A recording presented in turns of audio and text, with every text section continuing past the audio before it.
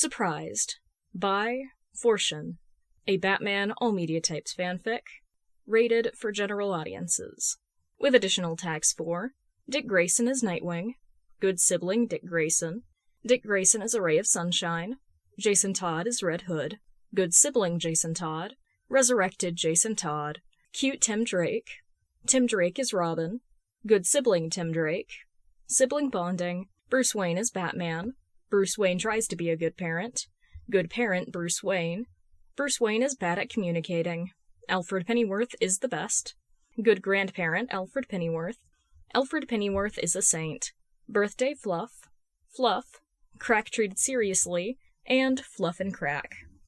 Part 5 in The Robin Chronicles. Summary. I don't know what to give Bruce for his birthday, and his birthday is tomorrow! Tomorrow! Chewing his lip, Tim looked down at Dick and shrugged. If it makes you feel any better, I don't have anything yet either. But I'm also very bad with birthdays and gifts. Or so I'm told. Jaybird, what did you get, B? Dick turned towards Jason, with pleading eyes. What do you give a billionaire who already has everything? Usually there are 1 or 2 things he mentions he needs, but this year there's just nothing! Nothing! Or, the boys cook Bruce a birthday dinner. There's a million songs in my head, but you'll always be my number 1. Number 1. Tim, this is just awful! Boy in question barely managed to close his laptop and chuck it to the other side of the couch before Dick landed on his lap with a loud groan. It was a Friday afternoon, which meant both Dick and Jason were at the manor to spend the weekend. This weekend was special because it was Bruce's birthday. Surprisingly, it had been Jason who reminded everyone, a month in advance, to keep the weekend free and to get your sorry asses to the fucking manor, or I will let Alfie beat the crap out of you with his cookbook collection. Tim smiled at that memory. He'd never say it out loud, but he was grateful that the older man had been dosed with cuddle pollen. Somehow, that had been the magic key to get B and J to talk things out. Those emotionally constipated idiots. What's awful, Dick? Tim raised an eyebrow at the man, sprawled across his lap. I still don't know what to get Bruce for his birthday, and his birthday is tomorrow! Tomorrow! Dick's whining caused Jason to look up from his book with a murderous expression, the one that warned them to keep quiet if they still wanted their tongue by the end of the evening. Jason was sitting in the love seat in the corner with a full view of the couch and entranceway. It was his favorite spot to read because he liked the fireplace next to him and being able to hear Alfred rummaging in the kitchen. Chewing his lip, Tim looked down at Dick and shrugged. If it makes you feel any better, I don't have anything yet either. But I'm also bad with birthdays and gifts. Or so I'm told. Jaybird, what did you get, B? Dick turned towards Jason with pleading eyes. What do you get a billionaire who already has everything? Usually there are 1 or 2 things he mentions he needs, but this year there's just nothing! Nothing! It pains me to admit, I don't know what to get him either. At this point, I'm willing to just tie a bow on myself and call it a present. Tim felt Dick deflate, before sliding across the floor with a loud, theatrical sigh. Jason rolled his eyes and snapped his book shut. Well, we still have... Tim paused, looking at the clock hanging on the wall in front of him. 3 hours until most shops close. Bruce won't be home until 6. So we have 3 hours to buy something and 4 to make sure he doesn't find out. Both Dick and Jason look at him with a deadpan stare, before Dick muttered, Seeing as he's a paranoid bastard, the latter will be the hardest part. Let's get to brainstorming then, Jason said with a huff. Nodding, Tim opened his laptop again and perched on one of his legs. This better work. An hour and a half later, Alfred walked into the room to find all 3 of them looking like zombies. After Dick explained the situation to him, he only laughed and said, Then make Master Bruce a birthday dinner. Dick could have kissed Alfred on the face for that idea. In no time, they'd created a semblance of a plan. Alfred was going to visit a museum with Bruce tomorrow afternoon, so they could make the dinner. Their semi-grandfather was willing to let them use everything in his kitchen, with the condition that Tim and himself would only help with preparations and not do any of the cooking. Usually, Dick would argue that he wasn't as helpless in the kitchen as Tim and Bruce, and therefore deserved more kitchen privileges. But right now, he didn't care. The euphoria of finally having a good idea for Bruce's birthday, combined with the fact that Alfred of all people gave them the green light to use the kitchen, was enough to keep him silent. They spent the next few minutes arguing about what to make. Jason insisted on cooking a 5-course meal that could have come out of one of those ridiculously overpriced fancy restaurants. In the end, Tim convinced Jay to make a 3-course Italian dinner. That couldn't go that wrong, could it? Alright, that's decided then. Carpaccio first, then lasagna and tiramisu for dessert. Tim grinned excitedly. Jason nodded contentedly and told Tim to fetch a notepad and pen so they could make a quick grocery list. This way, they wouldn't be arguing like children once they were at the store. The list was quickly made, and before Dick could even open his mouth to tell them he'd drive, Jason had already yanked the car keys out of his hand. Fuck no, dickhead. I do not want to die today. But, Little Wing, I can drive just fine, he protested dramatically. Right, Tim? The hopeful look he sent his youngest brother didn't have its intended impact, as Tim answered with a cheeky grin. You drive as if Wally just sent you a picture of himself in lingerie. What is that supposed to mean? Jason barked out a laugh. What Timbo is trying to say is that you drive like a man who's been cock-blocked for most of his life and finally gets the chance to wet his dick. Dick immediately felt his face grow red and jumped at Jason, who was still seated in the love seat. You brat! He playfully wrestled Jason to the ground and ruffled his hair more times than strictly necessary, before trapping him in a very tight, inescapable hug. Glancing at Tim, who was busy laughing his ass off, he jokingly threatened the youngest. Just you wait. If I were you, I'd sleep with one eye open tonight, baby bird. I'll be fine. With your old and creaking joints, I'll hear you from a mile away. Tim snarked, with an innocent look on his face. Shoving Jason to the side, Dick pounced at Tim, tickling both his sides. So you are ticklish! He smirked at the youngest evilly, before resuming his tickling with more vigor, causing Tim to shriek. Dick only stopped when he heard someone clearing their throat behind them. Somehow, Jason had snuck away to put on his shoes and grab one of his leather jackets. Now, he was standing behind them, arms crossed, with the car keys dangling from his fingers. Get up and ready. I'm leaving in 5 minutes, with or without you fuckers. Rolling his eyes at Jay's seriousness, Dick got off Tim and padded towards the hallway, where their shoe rack was.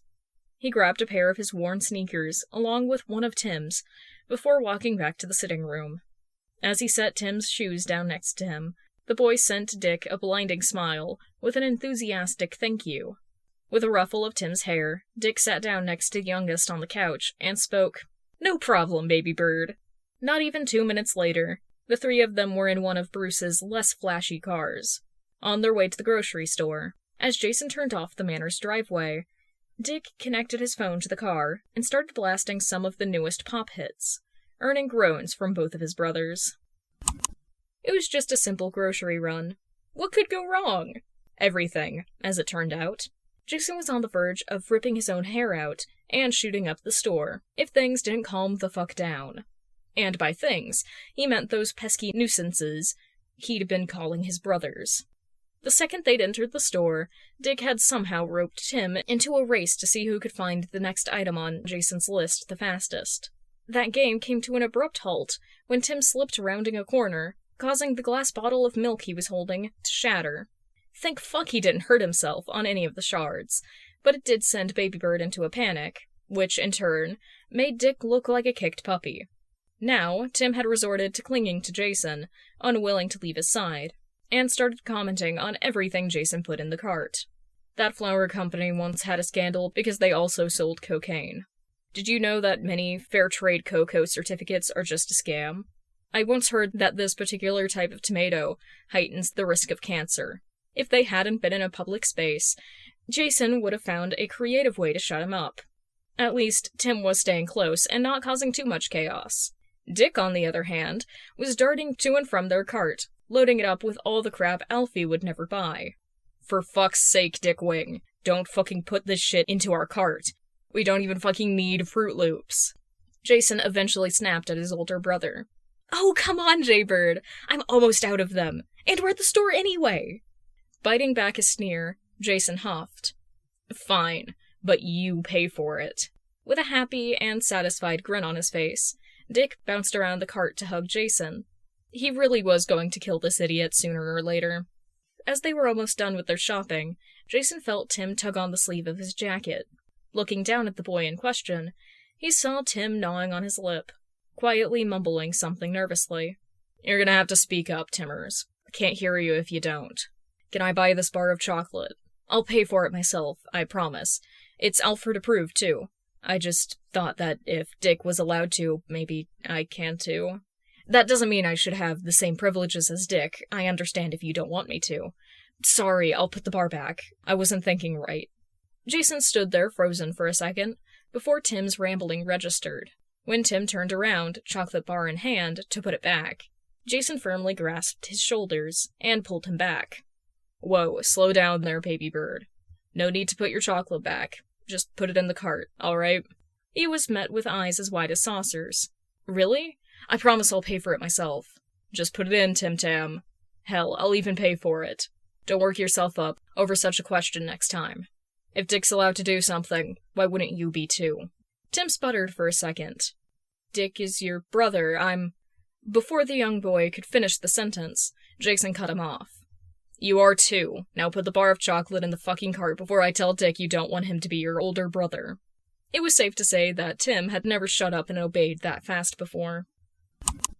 Later that evening, just before they started their patrols, the three boys sat around the kitchen table to work out the final details of their plan.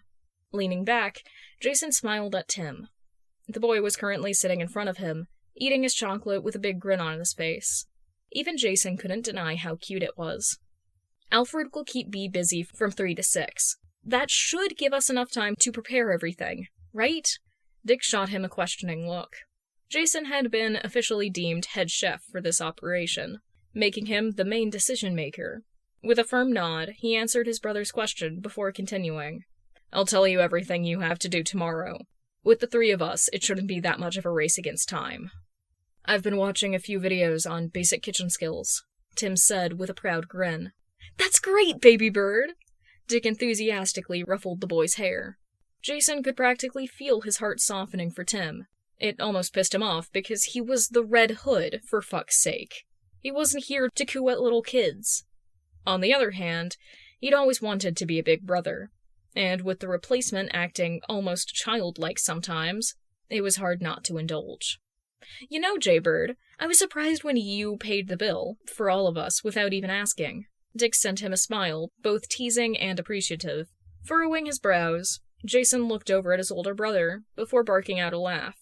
"Oh, I didn't pay. Bruce did." "What? Jason!" The confusion on Tim's face, and the outraged one on Dick's, were hilarious. Jason shrugged before replying. "To be fair, I snatched one of B's cards weeks ago. Mainly to see how long it would take him to notice. He still hasn't, so until then, I'm only using that one for all my purchases." Dick immediately burst into laughter, before freezing. "Oh my god, we made Bruce pay for his own birthday present!" The next day, Tim had to scold himself multiple times to stop being so jittery. The last thing he wanted was for Bruce to get wind of what they were planning. Up until now, everything had gone great. At breakfast, they'd all sung Happy Birthday and eaten the cake Alfie had made for Bruce.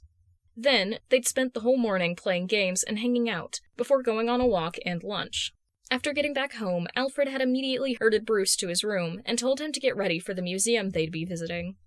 At first, Bruce was definitely hesitant, and asked Dick and Jason and Tim about 1,000,000 times if they really didn't want to join. Before any of them could say anything suspicious, Dick stepped in and told Bruce that they really wanted him to spend time alone with his pseudo-father, because they know that Alfred would appreciate it. That had been enough to get Bruce going without any further questions.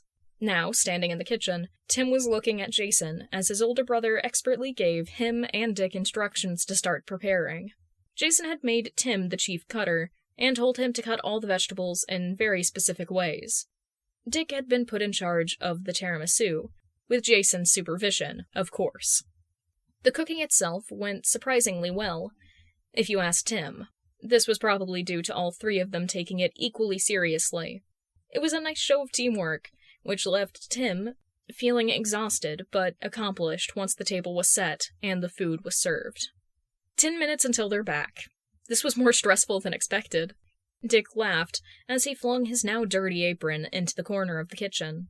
"You better get rid of that once Alfie is back, dickhead, or else he's going to put you on laundry duty the next time you visit." Dick waved his hand nonchalantly. Yes, little wing. Don't worry about it. I'm honestly surprised at how well this went. You have really good leadership skills, Jason. Tim quietly told his brother. Jason ducked his head at the praise, before sending Tim a genuine smile. "Thanks, baby bird.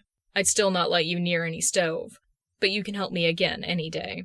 Tim immediately felt himself beam up at Jason, causing the older to pat his back. Busying themselves with cleaning the kitchen to perfection, they all tried to distract themselves from their nervousness. At some point, Dick broke the silence by huffing, "I honestly feel like we're about to tell B that we crashed his favorite car. This is awful!" Dick heard himself hum noncommittally in response, unlike Jason, who just stayed silent. They all practically jumped in fright when they heard the front door open, and then rushed into the dining room. "Alfred, you really don't have to cook. We can just order in. See it as my thank you for this wonderful afternoon." Tim heard Bruce tell the butler. "Well, Master Bruce, I hardly think it's necessary to order in," Alfred replied just before both men entered the dining room. At the sight of the table full of copious amounts of food, Jason had, after all, insisted on making more than enough. Bruce froze. "Happy birthday, Dad," Dick said, grinning from ear to ear. Jason nervously ran a hand through his hair at the lack of reaction. "I hope you like it. We made carpaccio, lasagna, and tiramisu." Tim stood right between his brothers, nervously fidgeting with the string of his hoodie. Bruce had yet to react, and at this point, Tim was getting pretty uneasy. Maybe B really didn't like it? Before Tim could wallow more in those nervous thoughts, he heard Dick exclaim, almost flabbergasted, "B, are you crying?" Zeroing in on Bruce's face, Tim felt a wave of shock course through him.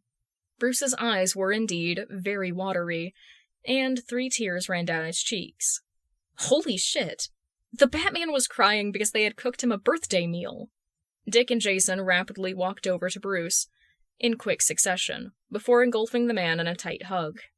"Thank you, boys," Tim heard Bruce rasp out, before reciprocating the hug. This moment only lasted a few seconds, until Bruce looked up and right at Tim. Freezing in his place, Tim suddenly felt like a stranger who shouldn't be intruding. That was until Bruce opened one of his arms further and spoke, "Come here, Tim." Without wasting a moment, Tim practically dashed into the man's arms too, relishing the feeling of this particular hug. Yeah, now he was sure. This was what family should be like. "Thank you, boys. I love you all," Bruce rumbled, and Tim was very damn glad that nobody saw the tears falling from his eyes. Notes. Jason presses a gun against Dick and Tim's heads. Jason, Bruce's birthday is in 13 days, 6 hours, 45 minutes, and 56 seconds. Do not forget. Tim nods vigorously. Dick, you have been reminding us for the past 3 weeks. Jason, do not forget. Later that evening, Bruce crying in Alfred's arms. Bruce, can you believe it? They work together. My sons are so amazing. Alfred, hiding footage of Jason almost stabbing Dick because he made a tiny mistake. They did! If you enjoyed this, there is a link in the description to the author's original work. You can leave them kudos and comments. If you have any fics that you would like to recommend to me, leave them in the comments and I will look into them. And thank you for listening.